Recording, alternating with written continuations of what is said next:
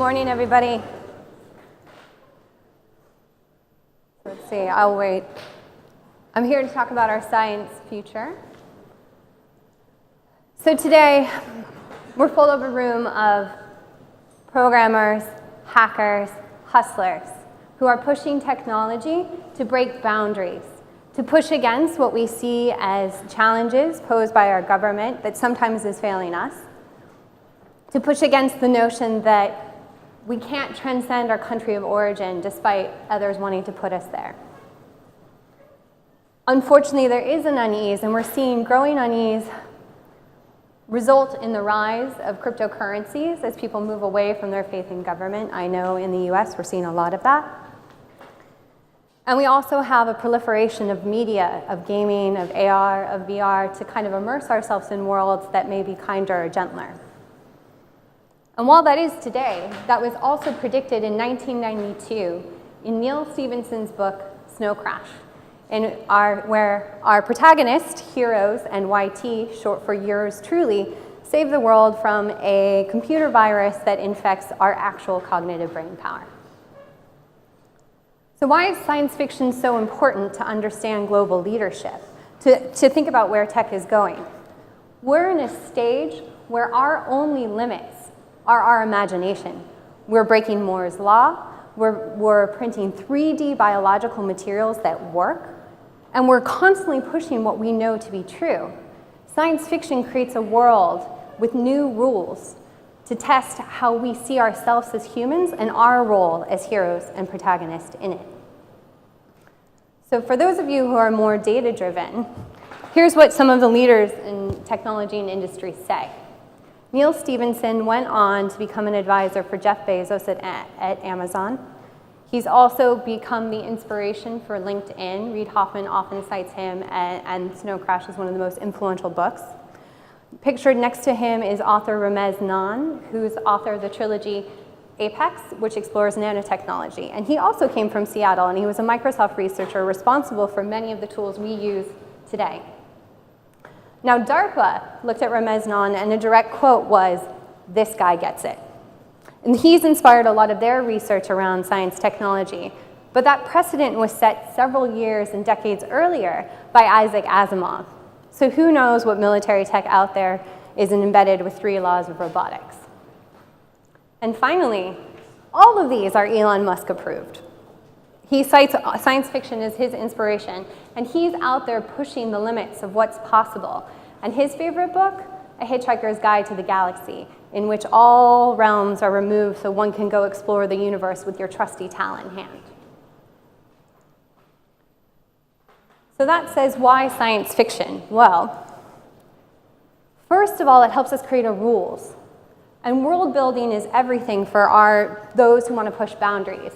You can say, let's create something that exists, but I want to know how it works. We wouldn't have imagined some years ago that we could hold our computer in the palm of our hands, and now it's an everyday feature at every dinner party we go to that we're staring down for notifications. This magical tool that removes all these boundaries, that lets me talk to my friends all over the world at any given time. That was imagined before.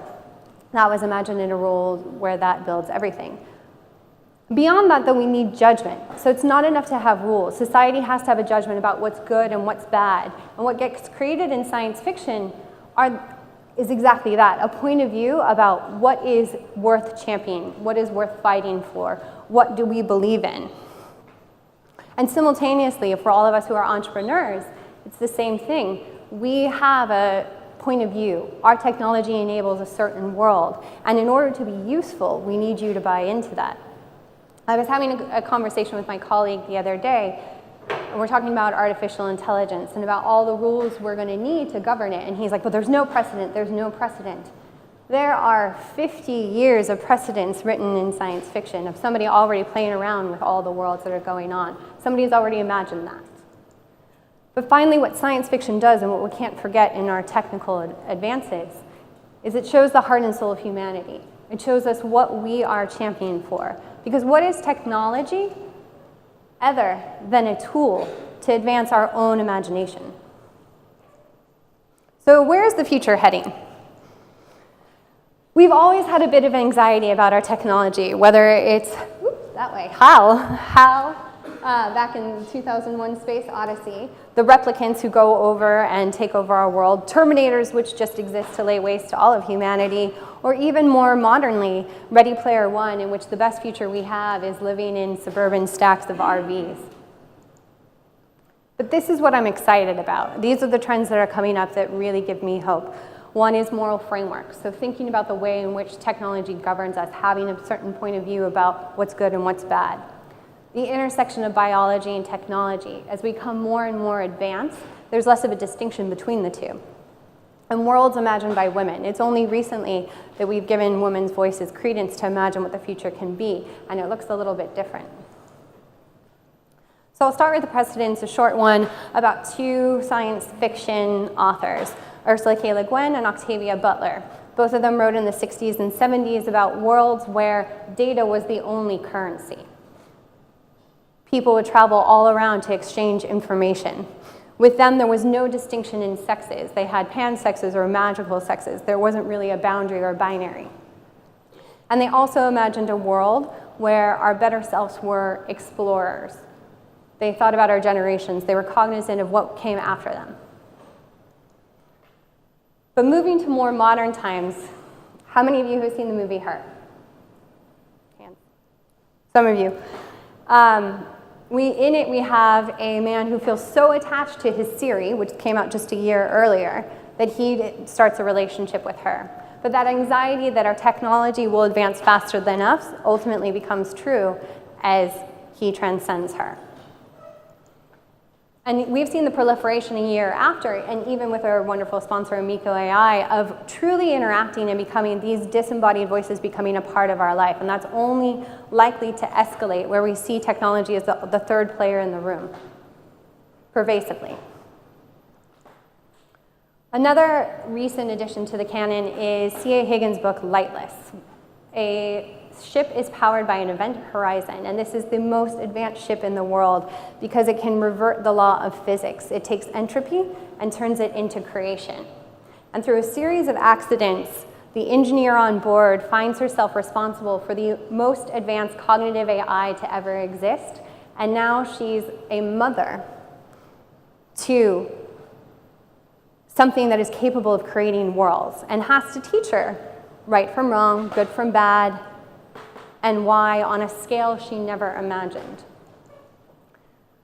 Now, what is this? A young girl saw a water heater outside and said, "Hello, robot," and went to embrace it. We're growing up with a generation who feels that robots are part of them. And they're, as Michael was saying before, are they our caretakers or are we theirs? And we're playing around with that relationship in the next series of what responsibility do we have to the machine versus what responsibility do they have to us? And the next generation is fully embracing that. And finally, I want to talk about Aya Takano's work called The Jelly Civilization, which is a mix between science future, as written by a manga, and art. In it, Aya imagines a world where jelly is sentient. It covers the world. Imagine it's like all the information we've seen today, but it's something brought to light. This jelly is a biological consciously agent. It gives rise to our predecessors. It feeds us, it clothes us, and it tells us what we need to do. And all of this arose because a young woman in today's modern time was so sick of the violence that she unleashed a dystopian future of the jelly. But this dystopian future is kinder, gentler, softer. And the jelly realizes that it's given all it needs to the earth, and then goes on a voyage to the stars, ultimately creating something kinder, softer, and gentler. No Terminators, but only augmenting the civilizations it touches. Science fiction has always been redeemed through compassion. Compassion and saving our humanity. In the culmination of Neil Stephenson's Snow Crash, it's not just heroes programming an antivirus, but yours truly connecting with all forms of life that ultimately come to her aid and allow her to execute the program. So in these worlds with moral frameworks, with the jelly civilization, we're seeing science fiction have a kinder, softer, gentler future, a more cognizant, prescient version. And we're speeding towards that faster than ever before, and I'm incredibly excited. So thank you.